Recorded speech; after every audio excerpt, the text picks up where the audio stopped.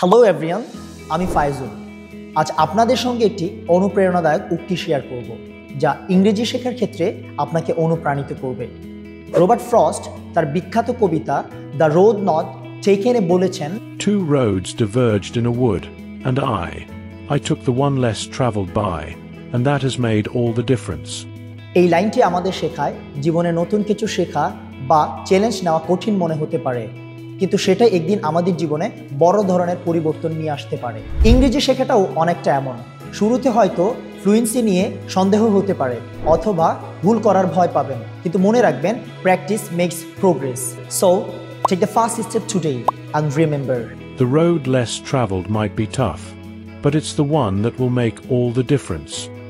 আমাদের এফএলসি social media প্ল্যাটফর্মগুলোতে চোখ রাখুন, যেখানে পাবেন সঠিক ও সবচেয়ে সহজ ইংরেজি শেখার টিপস ও টেকনিক, যা আপনার ইংরেজি শেখার জার্নিকে আরও মজার ও কার্যকর করে তুলবে। Stay connected with FLC for the best learning experience.